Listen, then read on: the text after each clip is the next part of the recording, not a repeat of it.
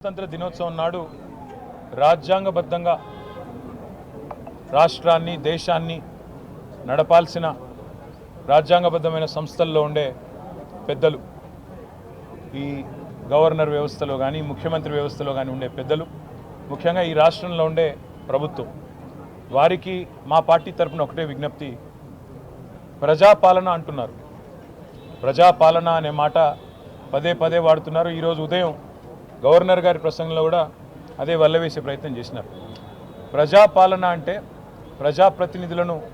గౌరవించుకునే సంస్కారం ఉన్న పాలన కావాలి ప్రజాపాలన అంటే ప్రజాప్రతినిధులను మరి పార్టీలకు అతీతంగా ప్రజలు ఎన్నుకున్న ప్రజాప్రతినిధులను గౌరవించే పరిస్థితి ఉండాలి కానీ ఈరోజు ఈ రాష్ట్రంలో ఆ పరిస్థితి కనబడడం లేదు ఎక్కడికక్కడ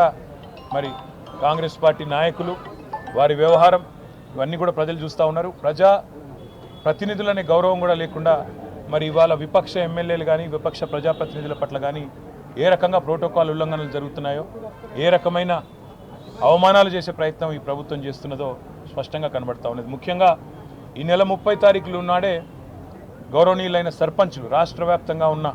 12,769 మంది గౌరవ సర్పంచ్లు ఎవరైతే ఉన్నారో వారి పదవీ కాలం ముగిసిపోతూ ఉంది పదవీ కాలం ముగిసిపోయే లోపల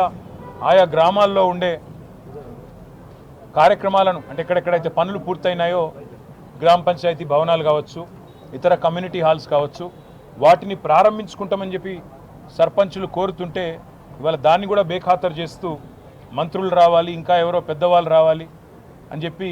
వారికి అవకాశం దక్కకుండా చేసే ప్రయత్నం కూడా ప్రభుత్వం చేస్తూ ఉంది ఇవాళ నేను ఈ రాష్ట్ర ప్రభుత్వానికి డిమాండ్ చేస్తూ ఉన్నాను మీరు నిజానికి కాలపరిమితి ముగిసే లోపలే పంచాయతీ ఎన్నికలు పెట్టాల్సింది లాస్ట్ టైం మేము పెట్టినాము మేము ఆనాడు శాసనసభ ఎన్నికలు అయిపోగానే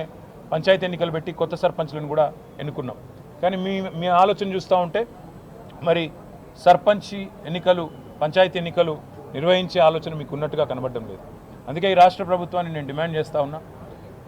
మీరు వెంటనే ఒక ఎగ్జిక్యూటివ్ డిసిషన్ తీసుకోండి మేము కూడా సమర్థిస్తాము సర్పంచులుగా ఎవరైతే ఇవాళ ఉన్నారో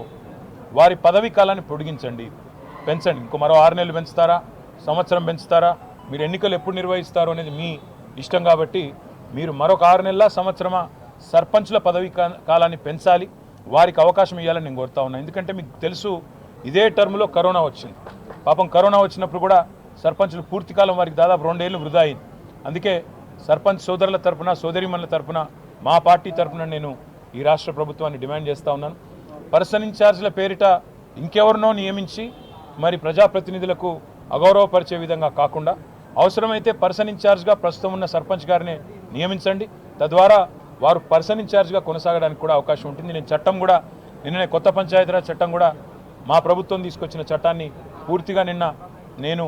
పంచాయతీరాజ్ శాఖ అధికారులతో అదేవిధంగా ఇతర న్యాయ నిపుణులతో కూడా నేను మాట్లాడినాను ఇందులో ఏ రకంగా కూడా చట్టం మీకు ఆటంకం కాదు మీరు ఎగ్జిక్యూటివ్ ఆర్డర్ ద్వారానే మీ ప్రభుత్వం యొక్క విచక్షణను వినియోగించి మీరు వెంటనే మరి సర్పంచ్ల పదవీ కాలాన్ని పొడిగించండి అని నేను డిమాండ్ చేస్తూ ఉన్నాను మా పార్టీ తరఫున తప్పకుండా మీరు చేస్తారని చెప్పి కూడా ఆశిస్తూ ఉన్నాను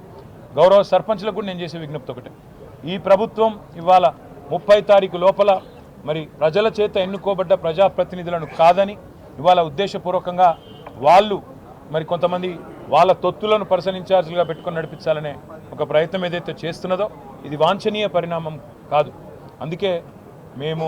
గౌరవ సర్పంచ్ సోదరులను కూడా కోరుతా ఉన్నాం మీరు కూడా ప్రభుత్వాన్ని డిమాండ్ చేయండి మీరు కూడా ప్రభుత్వాన్ని అడగండి తప్పకుండా ప్రభుత్వం ముందుకు రావాలి